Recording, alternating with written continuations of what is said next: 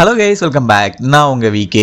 மகளிர் உரிமை தொகை இது பார்த்தீங்கன்னா தமிழகம் முழுமைக்கும் நிறைய பெண்கள் இப்போ வாங்கிட்டு இருக்காங்க கடந்த ஒரு வருடமாக. ஆனால் இதை விட இன்னும் நிறைய பேருக்கு அந்த மகளிர் உரிமை தொகை கிடைக்காம இருக்குது. ஸோ இது எதை அடிப்படையில் வச்சு கொடுக்குறாங்க, ஏன் நிறைய பேர் அப்ளை பண்ணி அவங்களுக்கு ரிஜெக்ட் ஆகி கிடைக்காம போச்சு, இல்லை நான் புதுசாக இப்போ தான் அப்ளை பண்ண போகிறேன் அப்படின்னா அந்த அப்ளை பண்ணுறதுக்கு என்னென்ன பண்ணணும், ஆல்ரெடி வாங்கிட்டு இருக்கவங்களுக்கு என்னென்ன தகுதியின் அடிப்படையில் கொடுத்தாங்க, நான் புதுசாக அப்ளை பண்ணணும்னா எனக்கு என்னென்ன தகுதிகள் வேணும், அது போக ரிஜெக்ட் பண்ணியிருந்தாங்க மறுபரிசீலனைக்கு நான் மறுபடியும் அப்ளை பண்ணுறேன் அப்படின்னா அதுக்கு என்னென்ன ப்ரொசீஜர் அப்படிங்கிற எல்லா டீட்டெயில்ஸுமே பார்க்க போகிறோம்.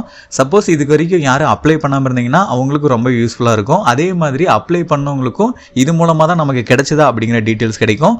அது மட்டும் இல்லாமல் ரிஜெக்ட் ஆயிருந்துச்சு யாருக்காவது அப்படின்னா மறுபடியும் நீங்கள் ரீ அப்ளை பண்ணும்போது இதெல்லாமே இருந்தால் தான் நம்ம அப்ளை பண்ண முடியுமா, ஸோ நம்மக்கிட்ட இந்த தகுதிகள் இருக்குது அதனால் அப்ளை பண்ணலாம், இல்லை இந்தந்த தகுதிகள் அதிகமாக இருக்குது அதனால் அப்ளை பண்ண முடியாது அப்படிங்கிற தெளிவான டீட்டெயில்ஸ் மகளிர் உரிமை தொகையை பற்றி இந்த வீடியோவில் தெரிஞ்சுக்க போகிறோம். ஸோ ஸ்கிப் பண்ணாமல் கடைசி வரைக்கும் பாருங்கள். நீங்கள் மகளிர் உரிமை தொகைக்கு அப்ளை பண்ணணும்னா இது ரொம்பவே யூஸ்ஃபுல்லாக இருக்கும்.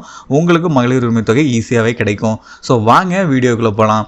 ஸ்கிப் பண்ணாமல் கடைசி வரைக்கும் பாருங்கள், ரொம்பவே யூஸ்ஃபுல்லாக இருக்கும். அதுக்கு முன்னாடி நம்ம சேனலை யாராவது சப்ஸ்கிரைப் பண்ணாமல் இருந்தீங்கன்னா மறக்காமல் இப்போயே சப்ஸ்கிரைப் பண்ணிக்கோங்க.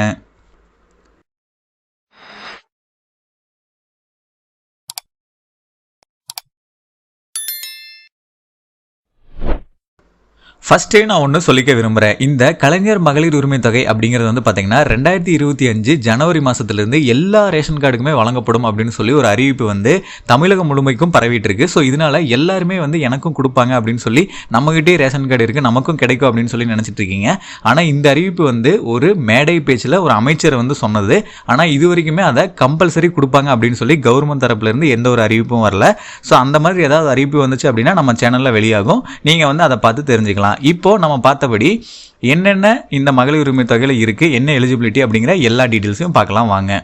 அதாவது இந்த மகளிர் உரிமை தொகை அப்படிங்கிறது பார்த்தீங்கன்னா குடும்ப அட்டையில் பெயர் இடம் பெற்றுள்ளவர்கள் அனைவரும் ஒரு குடும்பமாக கருதப்படுவர். ஒவ்வொரு தகுதி வாய்ந்த குடும்பத்திலும் உள்ள குடும்பத் தலைவி கலைஞர் மகளிர் உரிமை தொகை திட்டத்தில் பயன்பெற விண்ணப்பிக்கலாம். குடும்ப அட்டையில் குடும்பத் தலைவர் என குறிப்பிடப்பட்டுள்ள பெண் குடும்பத் தலைவியாக கருதப்படுவார். குடும்ப அட்டையில் ஆண் குடும்பத் தலைவராக குறிப்பிடப்பட்டிருந்தால் அந்த குடும்பத் தலைவரின் மனைவி குடும்பத் தலைவியாக கருதப்படுவார். ஸோ இந்த 4 கேட்டகரியை வச்சு தான் உங்களோட ரேஷன் கார்டு டிபெண்ட் பண்ணி இருக்கும். ஸோ இதில் தான் அவங்க செலக்ட் பண்ணுவாங்க. ஸோ உங்களோட குடும்ப பெண்களுக்கு தான் இந்த மகளிர் உரிமை தொகை கிடைக்கும். அடுத்ததாக பார்த்தீங்கன்னா குடும்ப அட்டையில் ஆண் குடும்பத் தலைவரின் மனைவியின் பெயர் ஏதேனும் காரணத்தினால் இல்லாத பட்சத்தில் குடும்பத்தில் உள்ள இதர பெண்களில் ஒருவர் குடும்பத் தலைவியாக கருதப்படுவர். ஒரு குடும்பத்தில் ஒன்றுக்கும் மேற்பட்ட 21 வயது நிரம்பிய பெண்கள் இருந்தால் இத்திட்டத்தின் கீழ் பயன்பெற ஒரு நபரை குடும்ப உறுப்பினர்கள் தேர்வு செய்து விண்ணப்பிக்க செய்யலாம். அதாவது ஒரு குடும்பத்தில் 21 வயசுக்கு மேலே 2-3 பேர் இருக்காங்க அப்படின்னா குடும்ப தலைவர் அந்த ரேஷன் அட்டையில் இருக்காங்க அப்படின்னா உங்களோட 3 பெண்கள் இருக்காங்க, 2 பெண்கள் 21 வயசுக்கு மேலே அப்படின்னா அவங்க எல்லாருக்குமே கிடைக்காது. ஏதாவது ஒரு பெண்களை சூஸ் பண்ணிட்டு அந்த பெண்களுக்கு மட்டும் மகளிர் உரிமை தொகை கிடைக்கும். அடுத்து திருமணமாகாத தனித்த பெண்கள், கைம்பெண்கள் மற்றும் திருநங்கைகள் தலைமையில் குடும்பங்கள் இருந்தால் அவர்களும் குடும்ப தலைவிகளாக கருதப்படுவர்.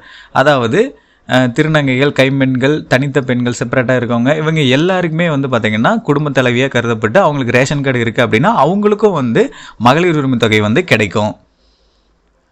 அதே மாதிரி இதுக்கு என்னென்ன தகுதிகள் அப்படிங்கிறத நம்ம பார்க்க போகிறோம். பொருளாதார ரீதியாக தான் இந்த தகுதிகள் அடிப்படையில் எடுத்து அது மூலமாக தான் மகளிர் உரிமை தொகை கொடுத்துட்ருக்காங்க. ஸோ இது எல்லாருக்குமே தெரியும். மகளிர் உரிமை தொகைன்னு எடுத்துக்கிட்டாவே தகுதி பார்த்து அதன் அடிப்படையில் கொடுக்குறாங்க அப்படிங்கிறது. அது என்னென்ன தகுதிகள் அப்படின்னு பார்க்கலாம். கலைஞர் மகளிர் உரிமை தொகை திட்டத்தில் பயன்பெற விண்ணப்பிக்கும் குடும்பங்கள் கீழ்காணும் 3 பொருளாதார அளவுகோல்களுக்கு உட்பட்ட குடும்பங்களாக இருத்தல் வேண்டும் அப்படின்னு சொல்லியிருக்காங்க. ஸோ அதாவது ஆண்டுக்கு ரூபாய் 2.2 லட்சத்துக்கு கீழ் வருமானம் ஈட்டும் குடும்பங்கள், அதாவது உங்கள் குடும்பத்தில் 2.5 லட்சத்துக்கு கீழே தான் வருஷத்துக்கு வருமானம் இருக்கணும். இது ஒரு கேட்டகரியாக பார்க்குறாங்க. அடுத்து பார்த்தீங்கன்னா ஆண்டிற்கு வீட்டு உபயோகத்திற்கு 3600 யூனிட்டுக்கு குறைவாக மின்சாரம் பயன்படுத்தும் குடும்பங்கள், அதாவது உங்களோட வீட்டில் யூஸ் பண்ணக்கூடிய மின்சாரம் மாதம் கரண்ட் பணம் 2 மாதத்துக்கு ஒருக்கா வரும். ஸோ அது இயர்லி கால்குலேஷனில் போட்டு 3600 யூனிட்டுக்கு நீங்கள் கம்மியாக யூஸ் பண்ணியிருக்கணும். அப்போ தான் இதுக்கு எலிஜிபிள். அது மட்டும் இல்லாமல் 5 ஏக்கருக்கு குறைவாக நன்செய் நிலம் அல்லது 10 ஏக்கருக்கு குறைவாக புன்செய் நிலம் வைத்துள்ள குடும்பங்கள், அதாவது 5 ஏக்கருக்கு குறைவாக நன்செய் நிலம் வச்சுருக்கணும், 10 ஏக்கருக்கு குறைவாக புன்செய் நிலம் வச்சுருக்கணும் இந்த குடும்பங்கள். அது மட்டும் இல்லாமல் பொருளாதார தகுதிகளுக்காக தனியாக வருமான சான்று அல்லது நில ஆவணங்களை பெற்று விண்ணப்பத்துடன் இணைக்க தேவையில்லை. அதாவது என்ன அப்படின்னா சில பேர் வந்து அந்த கேட்டகரிக்கு மேலே இருப்பாங்க, இல்லை வந்து அந்த தகுதிகள் வந்து எனக்கு இருக்குது அப்படிங்கிற மாதிரி. இதுக்காக ப்ரூஃப் வாங்கணுமா அப்படின்னு கேட்டிங்கன்னா அந்த வருமான சான்று இதெல்லாம் வாங்கணும், நில ஆவணங்கள் வந்து நான் கொடுத்து இதை அப்ளை பண்ணுமா அப்படிலாம் எதுவுமே கிடையாது. ஸோ உங்களோட எலிஜிபிலிட்டி எல்லாமே உங்களோட ஆதார் கார்டு பேன் கார்டு மூலமாக அவங்க தெரிஞ்சுக்குவாங்க. அதனால் நீங்கள் அந்த ஃபார்ம் மட்டும் ஃபில் பண்ணி கொடுத்து அவங்களுக்கு என்னென்ன அடிஷ்னலாக டீட்டெயில்ஸ் கேட்குறாங்க அது பின்னாடி பார்ப்போம், என்னென்ன சான்றுகள் வந்து அவங்க கேட்பாங்க நம்ம கொடுக்கணும் அப்ளை பண்ணும்போது அப்படிங்கிறத தெளிவாக சொல்லுவோம். ஸோ அதில் எல்லா டீட்டெயில்ஸும் வந்துடும், அதில் நீங்கள் பார்த்துக்கலாம். என்னென்ன தகுதிகள் அப்படிங்கிறது எல்லாமே தெரிஞ்சுக்கிட்டேன். இப்போ நான் அப்ளை பண்ணணும் என்ன பண்ணணும் அப்படிங்கிறதா இதை இப்போ பார்க்க போகிறோம். அதாவது விண்ணப்பிக்கும் நடைமுறைகள். அதாவது நீங்கள் இதுக்கு அப்ளை பண்ணணும்னா என்ன பண்ணணும். குடும்ப தலைவிகளுக்கான கலைஞர் மகளிர் உரிமை தொகை திட்டத்தில் பயன்பெற கீழ்கண்ட தகுதிகளை பெற்ற குடும்பங்களில் 21 வயது நிரம்பிய பெண் ஒருவர் விண்ணப்பிக்கலாம். அதாவது செப்டம்பர் 15, 2022 தேதிக்கு முன்னர் பிறந்தவர்கள் விண்ணப்பிக்கலாம் அப்படின்னு சொல்லியிருக்காங்க. அதாவது 2022 இயர் செப்டம்பர் 15 இந்த தேதிக்கு முன்னாடி பிறந்தவங்க மட்டும்தான் விண்ணப்பிக்க முடியும்னு சொல்லியிருக்காங்க. ஏன் அப்படின்னா அவங்களுக்கு தான் கிட்டத்தட்ட 21 வயசு வந்து கம்ப்ளீட் ஆயிருக்கும். ஸோ அதனால தான் அப்படி குறிப்பிட்டிருக்காங்க. ஸோ இந்த ஏஜ் கேட்டகரியை வந்து மறக்காம ஞாபகம் வச்சுக்கோங்க. இதுக்கு எங்கே விண்ணப்பிக்கலாம் அப்படின்னு பார்த்தீங்கன்னா இத்திட்டத்திற்கு பொது விநியோக நியாய விலை கடைகள் ஒரு கணக்கெடுப்பு அழகாக எடுத்துக்கொள்ளப்படும். விண்ணப்பதாரர்கள் தங்கள் குடும்ப அட்டை இருக்கும் நியாய விலை கடை அமைந்திருக்கும் விண்ணப்ப பதிவு முகாமில் மட்டுமே விண்ணப்பிக்க வேண்டும் அப்படின்னு சொல்லியிருக்காங்க. அதாவது உங்களோட ரேஷன் கடை இருக்கும்ல, நியாய விலை கடை, அங்கே தான் வந்து நீங்கள் அப்ளை பண்ண முடியும். அங்கே வந்து முகாம் மாதிரி நடக்கும் அப்படின்னு சொல்லியிருக்காங்க. ஆனால் இது வந்து எப்படி பண்ணாங்கன்னா ஒரு சில பக்கம் நியாய விலை கடையில் நடந்துச்சு. ஆனால் இதுக்கு முன்னாடி வந்து ஒரு சில இடத்துல அந்த பஞ்சாயத்துன்னு சொல்லுவாங்க, அதாவது மாநகராட்சி ஊராட்சி இந்த மாதிரி இதில் வந்து அவங்க பஞ்சாயத்து மூலமாக அரேஞ்ச் பண்ணி அங்கே இருக்கக்கூடிய எல்லாருமே வந்து விண்ணப்பிக்கிற மாதிரி ஒரு முகாமை வந்து ஏற்படுத்தினாங்க. இது முகாமாகவும் நடக்கும், இல்லை அப்படின்னா அங்கே யாராவது இம்பார்ட்டண்டாக இருக்கவங்க இது எல்லாத்தையுமே எடுத்து நடத்துனாங்க. ஆனால் இதுக்கப்புறம் வரப்போகிறது வந்து பார்த்தீங்கன்னா இந்த மாதிரி எங்கேயாவது முகாம் நடக்கும், அதில் நீங்கள் அப்ளை பண்ணணும். அது போக நீங்கள் வந்து வேறு எங்கேயாவது அப்ளை பண்ணலாமா அப்படின்னு கேட்டிங்கன்னா ப்ரௌசிங் சென்டர், அதாவது இ சேவை மையம் இருக்கும்ல, அதாவது எல்லா சர்வீஸுமே பண்ணுவாங்க அந்த மாதிரி இ சேவை மையம், இல்லை அப்படின்னா ப்ரௌசிங் சென்டர் அங்கேயும் வந்து இதுக்கு அப்ளை பண்ணுறாங்க. ஸோ அங்கே கூட நீங்கள் ட்ரை பண்ணி பார்க்கலாம்.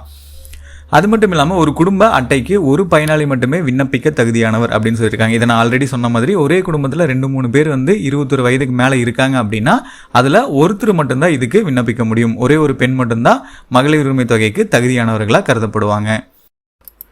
இது வரைக்கும் நம்ம என்னென்ன தகுதிகள் இந்த மகளிர் உரிமை தொகைக்கு, அதுக்கு எங்கே அப்ளை பண்ணலாம் அப்படிங்கிற டீட்டெயில்ஸ் பார்த்தோம். இப்போ யார் யார் வாங்க முடியாது மகளிர் உரிமை தொகை, அவங்க பயன்பெற முடியாது, விண்ணப்பிக்க தகுதி இல்லை அப்படிங்கிறத தான் பார்க்க போகிறோம். ஸோ இது ரொம்பவே இம்பார்ட்டண்டாக இருக்கும், கடைசி வரைக்கும் பாருங்கள். கலைஞர் மகளிர் உரிமை தொகை திட்டத்தில் பயன்பெற தகுதி இல்லாதவர்கள் யார் யாருன்னு தான் பார்க்க போகிறோம். கலைஞர் மகளிர் உரிமை தொகை திட்டத்தில் பயன்பெற விண்ணப்பிக்கும் விண்ணப்பதாரின் குடும்ப உறுப்பினர்களில் யாரேனும் கீழ்காணும் ஏதாவது ஒரு வகையை சேர்ந்த குடும்ப உறுப்பினர்களாக இருந்தால் அந்த குடும்பத்தைச் சேர்ந்த விண்ணப்பதாரர் மகளிர் உரிமை தொகை பெற தகுதி இல்லாதவர் ஆவார். ஓகேவா, அது என்னென்ன அப்படிங்கிறத பார்க்கலாம். ரூபாய் 2.5 லட்சத்துக்கு மேல் ஆண்டு வருமானம் ஈட்டும் குடும்பங்கள். அடுத்தது, குடும்பத்தில் ஆண்டு வருமானம் ரூபாய் 2.5 லட்சத்திற்கு மேல் ஈட்டி வருமான வரி கணக்கு தாக்கல் செய்பவர்கள் மற்றும் வருமான வரி செலுத்துபவர்கள். அதுக்கப்புறம் ஆண்டுக்கு 2.5 லட்சத்திற்கு மேல் வருமானம் ஈட்டி தொழில் வரி செலுத்துவோர். அதுக்கடுத்து மாநில ஒன்றிய அரசு ஊழியர்கள், பொதுத்துறை நிறுவனங்கள், வங்கி ஊழியர்கள், வாரியங்கள், உள்ளாட்சி அமைப்புகள், கூட்டுறவு அமைப்புகளின் ஊழியர்கள் மற்றும் அவற்றின் ஓய்வூதியதாரர்கள். இதுக்கடுத்து தேர்ந்தெடுக்கப்பட்ட மக்கள் பிரதிநிதிகள், ஊராட்சி மன்ற வார்டு உறுப்பினர்களை தவிர, அதாவது பாராளுமன்ற உறுப்பினர்கள், சட்டமன்ற உறுப்பினர்கள், மாவட்ட ஊராட்சி தலைவர்கள், மாவட்ட ஊராட்சி உறுப்பினர்கள், ஊராட்சி ஒன்றிய தலைவர்கள், ஊராட்சி ஒன்றிய உறுப்பினர்கள், ஊராட்சி மன்ற தலைவர்கள், மாநகராட்சி, நகராட்சி, பேரூராட்சி தலைவர்கள் மற்றும் உறுப்பினர்கள், இவங்க எல்லாமே இதுக்கு விண்ணப்பிக்க முடியாது. அதாவது இவங்க குடும்பத்தில் இருக்கக்கூடியவங்க. ஓகேங்களா. அது மட்டும் இல்லாமல் சொந்த பயன்பாட்டுக்கு கார், ஜீப், டிராக்டர், கனரக வாகனம் போன்ற 4 சக்கர வாகனங்கள் வைத்துள்ளவர்கள் இதுக்கு வந்து விண்ணப்பிக்க முடியாது. அதுக்கப்புறம் ஆண்டுக்கு 50 லட்சத்துக்கு மேல் ஆண்டு விற்பனை, ஆனுவல் டர்ன் ஓவர் செய்து சரக்கு மற்றும் சேவை வரி, ஜிஎஸ்டி கட்டுறாங்கல்ல, ஜிஎஸ்டி செலுத்தும் தொழில் நிறுவன உரிமையாளர்கள், இவங்களும் வந்து இதுக்கு அப்ளை பண்ண முடியாது. ஏற்கனவே தொடர் சமூக பாதுகாப்பு திட்ட ஓய்வூதியம் மற்றும் அரசிடமிருந்து ஓய்வூதியம் பெறும் குடும்பங்கள். ஸோ இவங்க எல்லாருமே வந்து மேற்கண்ட ஏதாவது ஒரு தகுதியின்மை வகைப்பாட்டில் வரும் குடும்பத்தை சேர்ந்தவர்கள் கலைஞர் மகளிர் உரிமை தொகை திட்டத்தில் பயன்பெற தகுதி இல்லை அப்படின்னு சொல்லியிருக்காங்க. ஸோ இதுலேயே உங்களுக்கு தெளிவாக சொல்லியிருக்கோம். நான் ஃபஸ்ட்டு ஒரு கிளான்ஸ் படிச்சிடலாம் அப்படிங்கிறதுக்காக தான் படித்தேன். இதில் நிறைய பேருக்கு புரிஞ்சிருக்கும். இந்த கேட்டகரியிலலாம் நீங்கள் இருந்தீங்க அப்படின்னா மகளிர் உரிமை தொகைக்கு நீங்கள் அப்ளை பண்ண முடியாது. அப்படியே அப்ளை பண்ணாலும் அது வந்து ரிஜெக்ட் ஆயிரும். ஓகேவா. ஃபஸ்ட்டு வந்து என்னென்னா 2.5 லட்சத்துக்கு மேலே உங்களுக்கு ஆண்டு வருமானம் இருந்துச்சுன்னா ரிஜெக்ட் ஆகும். அதே மாதிரி 2.5 லட்சத்துக்கு மேலே இருந்து இன்கம் டேக்ஸ் ஃபைல் பண்ணுறவங்க, அதே மாதிரி சொத்து வரி கட்டுறவங்க, இவங்க எல்லாருமே டெஃபினட்டாக இதுக்கு அப்ளை பண்ண முடியாது. அது மட்டும் இல்லாமல் இந்த ஒன்றிய அரசு ஊழியர்கள் இது எல்லாமே வந்து என்னென்னா கவர்மெண்ட் வேலை செய்கிறவங்க, கவர்மெண்ட் வேலையில் இருக்கவங்க யாருமே வந்து இதுக்கு அப்ளை பண்ண முடியாது. அதுக்கப்புறம் எல்லா ஊர்லேயும் மாநகராட்சி, ஊராட்சி, பேரூராட்சி எல்லாத்துலேயுமே வந்து தலைவர்கள், அப்புறம் பிரசிடென்ட்டு இந்த மாதிரிலாம் சொல்லுவாங்க. அந்த கேட்டகரியில் இருக்கவங்களும் இதுக்கு வந்து அப்ளை பண்ண முடியாது. ஊராட்சி மன்ற வார்டு உறுப்பினர்கள், அதாவது இந்தந்த வார்டுன்னு சொல்லுவாங்க, வார்டுக்கு ஒருத்தர் மட்டும் ஒரு இம்பார்ட்டன்ட் ரோலாக கொடுத்துருப்பாங்க. ஸோ அவங்க வந்து இதுக்கு வந்து அப்ளை பண்ணலாம். அதை தவிர பிரசிடென்ட்டு, வைஸ் பிரசிடென்ட்டு, தலைவர் இவங்கெல்லாம் வந்து இதுக்கு அப்ளை பண்ண முடியாது. அதுபோக கனரக வாகனங்கள், காரு, ஜீப்பு, டிராக்டரு இந்த மாதிரி பெரிய பெரிய வாகனம் வச்சுருக்காங்க அப்படின்னா அவங்களும் வந்து இதுக்கு அப்ளை பண்ண முடியாது. அது மட்டும் இல்லாமல் வருஷத்துக்கு 50 லட்சத்துக்கு மேலே வந்து பிஸ்னஸ் பண்ணுவாங்க. ஸோ அவங்க வந்து ஆனுவல் டர்ன் ஓவர் அப்படின்னு சொல்லிக்குவாங்க. அது மூலமாக ஜிஎஸ்டி கட்டினாங்க அப்படின்னா அவங்களும் இதுக்கு வந்து அப்ளை பண்ண முடியாது. இது போக ஆல்ரெடி கவர்மெண்ட்லேருந்து ஏதாவது ஒரு ஸ்கீமில் நீங்கள் வந்து அமௌண்ட் வாங்கிட்டு இருக்கீங்க, ஓய்வூதியம் மாதிரி ஏதாவது வாங்குறீங்க, இல்லை கவர்மெண்ட் ஸ்கீமில் வந்து வேறு ஏதாவது அமௌண்ட் உங்களுக்கு உங்கள் குடும்பத்துக்கு வருது அப்படின்னா நீங்களும் வந்து இதுக்கு அப்ளை பண்ண முடியாது. இது எல்லாமே இருந்துச்சு அப்படின்னா இந்த கேட்டகரியில் நீங்கள் வரீங்க அப்படின்னா இதுக்கு வந்து இந்த மகளிர் உரிமை தொகைக்கு நீங்கள் அப்ளை பண்ண முடியாது. அப்ளை பண்ணாலும் ரிஜெக்ட் ஆயிரும். அதை மைண்டில் வச்சுக்கோங்க. ஸோ இப்போ உங்களுக்கு எல்லாமே தெளிவாக புரிஞ்சிருக்கும். இந்த மகளிர் உரிமை தொகைக்கு யார் யார் அப்ளை பண்ணலாம், யார் யார் அப்ளை பண்ணக்கூடாது, எங்கே போய் அப்ளை பண்ணணும் அப்படிங்கிற தெளிவான டீட்டெயில்ஸ் வந்து உங்களுக்கு புரிஞ்சிருக்கும். ஸோ இதை வச்சு இந்த வீடியோ பார்க்குற நீங்கள் ஆல்ரெடி மகளிர் உரிமை தொகை வாங்கிட்டு இருக்கீங்களா, இல்லை இதுக்கப்புறம் தான் அப்ளை பண்ண போகிறீங்களா, இல்லை ஆல்ரெடி அப்ளை பண்ணி ரிஜெக்ட் ஆகி மறுபரிசீலனைக்காக வெயிட் பண்ணிட்டு இருக்கீங்களா அப்படிங்கிறத வந்து மறக்காமல் கமெண்ட் பாக்ஸில் கமெண்ட் பண்ணுங்கள். சப்போஸ் இந்த மகளிர் உரிமை தொகையில் உங்களுக்கு ஏதாவது டவுட்ஸ் இருக்குது அப்படின்னா அதையும் கமெண்ட் பாக்ஸில் கமெண்ட் பண்ணுங்கள். முடிஞ்ச அளவுக்கு நான் அதில் எல்லா சொல்யூஷனுமே கொடுக்க ட்ரை பண்ணுறேன். ஃபைனலாக நான் சொன்ன இந்த டீட்டெயில்ஸ் எல்லாமே உங்களுக்கு ரொம்ப யூஸ்ஃபுல்லாக இருந்திருக்கும்னு நினைக்கிறேன். அப்படி இருந்தால் இந்த வீடியோக்கு லைக் பண்ணிவிட்டு இந்த மாதிரி நிறைய பணம் சம்மந்தப்பட்ட இன்ஃபர்மேஷன் சம்மந்தப்பட்ட டீட்டெயில்ஸை உடனுக்குடனே தெரிஞ்சுக்கிறதுக்கு நம்ம சேனலை யாராவது சப்ஸ்கிரைப் பண்ணாமல் இருந்தீங்கன்னா மறக்காமல் இப்போவே சப்ஸ்கிரைப் பண்ணிடுங்க. அப்படியே பக்கத்தில் இருக்க பெல் பட்டனையும் கிளிக் பண்ணிடுங்க. அப்போ தான் நான் போடுற ஒவ்வொரு பயனுள்ள வீடியோ உங்களுக்கு உடனுக்குடனே நோட்டிஃபிகேஷன்லாம் வந்து சேரும்.